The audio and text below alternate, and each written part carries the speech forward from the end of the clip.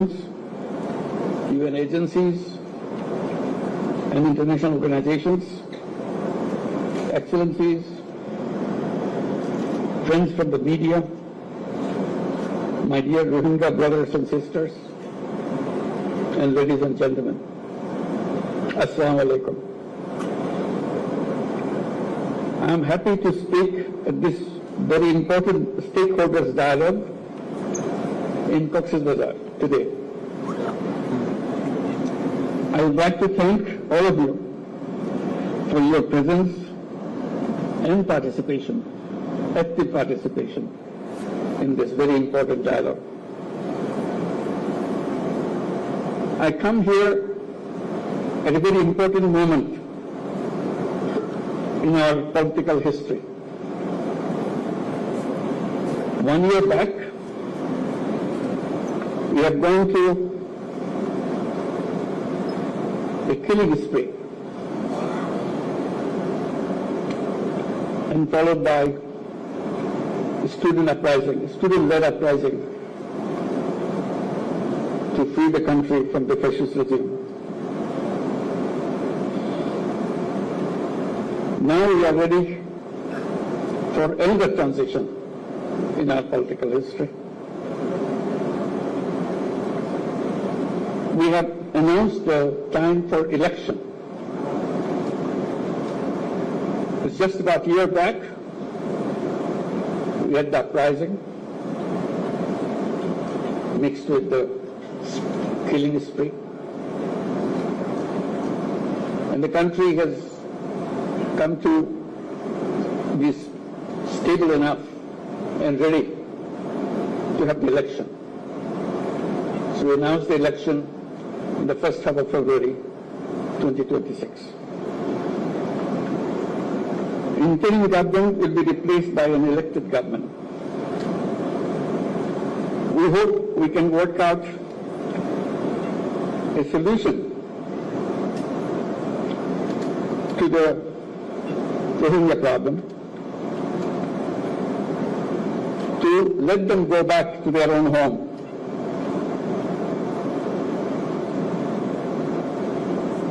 As a part of this transition process that we are going through, it will be complete when we see we have also achieved this goal, to have all our Rohingya guests to return to their own home in their own environment.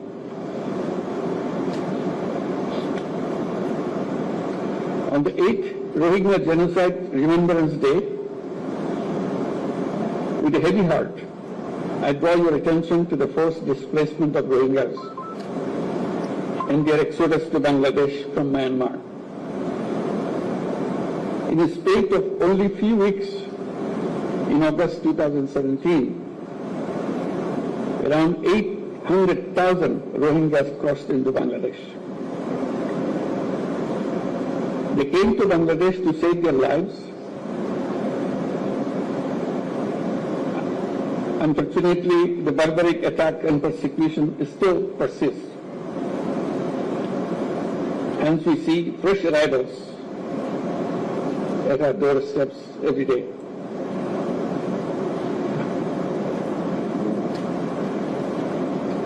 On this fateful day, it is our moral responsibility to take the right side of history and stop the armed actors from carrying out their horrible design of ethnic cleansing of the entire Rohingya population.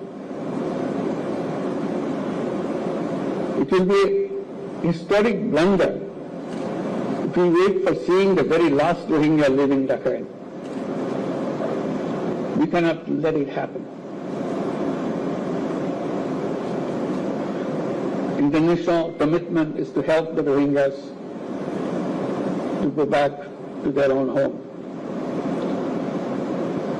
When Secretary General came in March here to be with the Rohingyas during the month of fasting, and he himself gone to the fasting for the whole day and meet for iftar, breaking of the fast, with nearly 100,000 or 150,000 Rohingyas around him, giving them hope that the world is with them and help them to go back to their home and celebrate those festivals like Eid al-Fitr back home rather than here in the camps.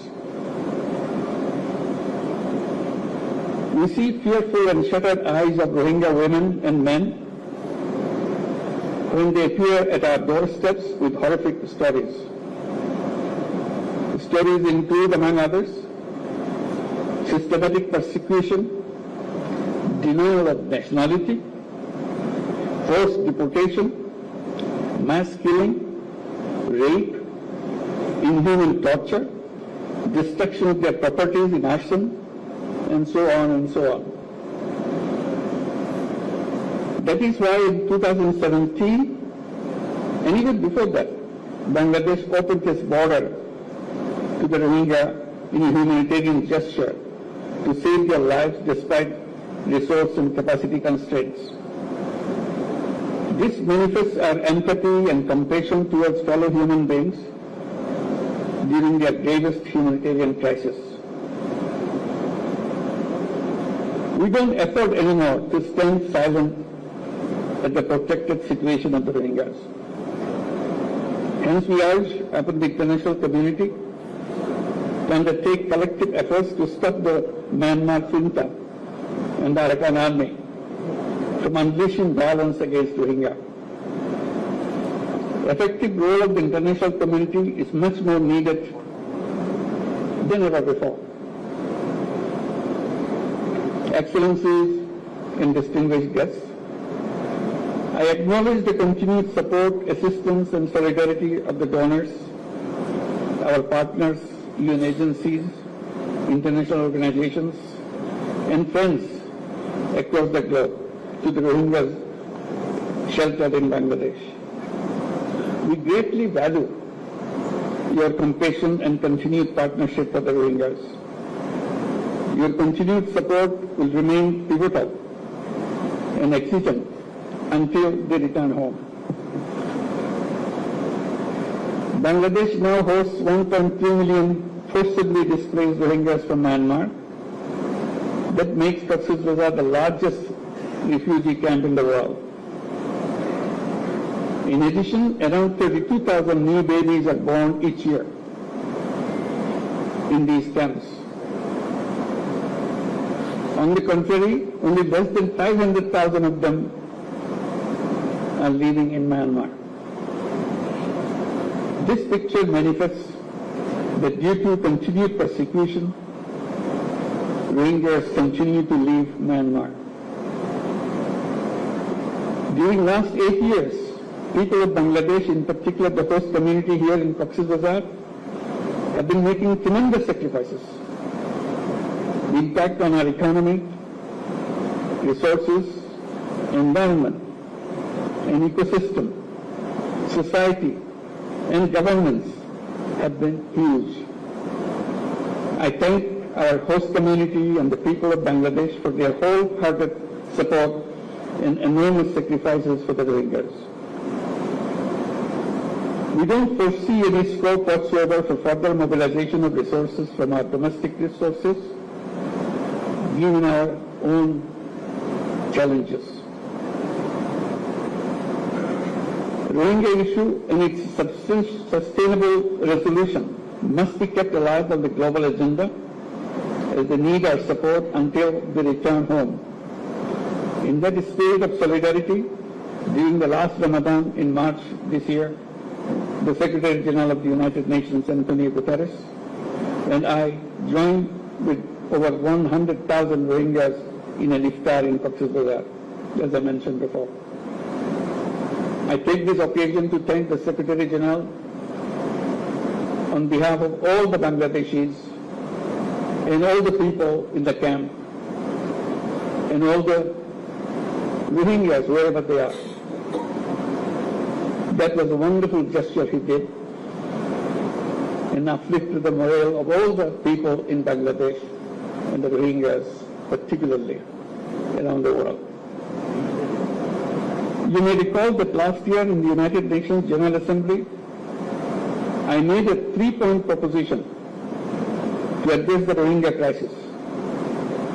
In recognition of my call, the high-level conference was envisaged for this year's General Assembly.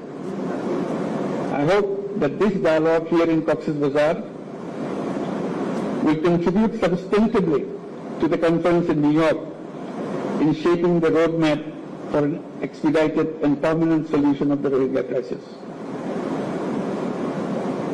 My Rohingya brothers and sisters,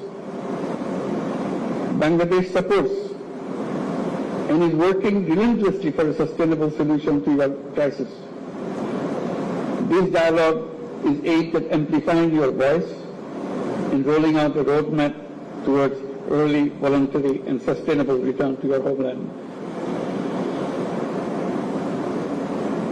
Distinguished participants, it is not only the responsibility of Bangladesh, but also of the international community to share the burden of the Rohingya crisis, to reflect on the possible solutions and to play an active role in implementing them. In going forward towards these objectives, I propose the following 7 points. First point, umbilical relationship of Rohingyas with their homeland cannot be severed. So their right to return to their own home and homeland has to be secured.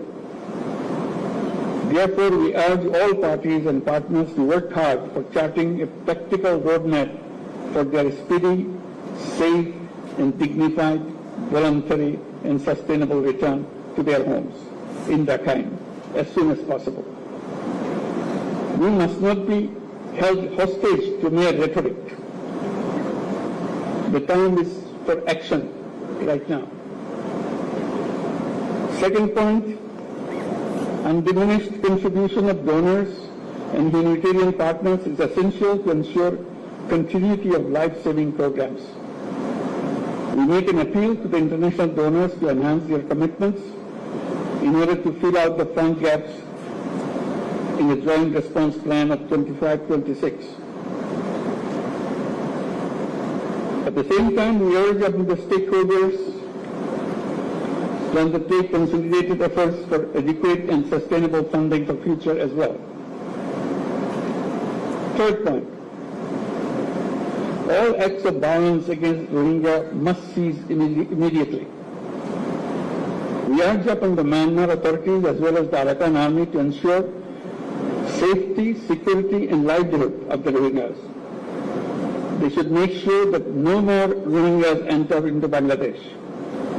At the same time, they must allow internally displaced persons from camps in central and northern Rakhine to return to their homes inside Myanmar as soon as possible. Fourth point, a platform for consultation or dialogue is an accident for commencing communication, reducing tension, ending conflict among the ethnic communities inside Myanmar. We urge upon Myanmar government and de facto authorities in Rakhine to constructively engage in dialogue with the Rohingyas to promote reconciliation among themselves, restore rights of the Rohingyas and facilitate their speedy repatriation back to their homes.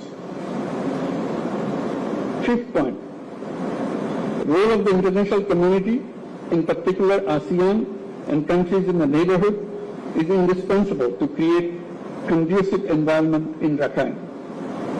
We all support all international efforts to this end, including ASEAN's 5-point consensus. We urge upon the international community to be more active in advancing peace, security and stability in Rakhine and in the neighborhood. We need to address and combat transboundary organized crimes, including human and drug trafficking, smuggling of small arms and criminal activities that impact peace, security and stability. Sixth point, regional and international stakeholders must continue to stand resolutely against the heinous crime of ethnic cleansing. Towards that, we urge upon all to calibrate their relationship with Myanmar and Arakan Army and all parties to the conflict in order to promote an early resolution of the protracted process.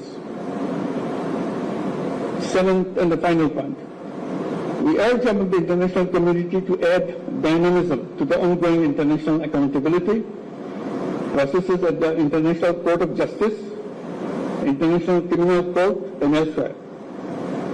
We urge upon them to implement the provisional measures decided by ICJ, ensure justice and accountability, and put an end to the genocide and crimes against humanity. It is timely to reflect on realizing relevant aspects of restorative justice. Dear friends and partners, Rohingya crisis emanated from Myanmar, and the solution also lies in Myanmar. All parties must act to end the crisis with greater resolve without any further delay. Your solidarity with the Rohingyas' voice could be a beacon of hope for them in reversing their marginalization and persecution as the starting point of their return to their homeland. Let us all join our hands and pronounce our determination to contribute to the dignified return of the Rohingyas, ensuring justice and accountability. I thank you all. Assalamu alaikum.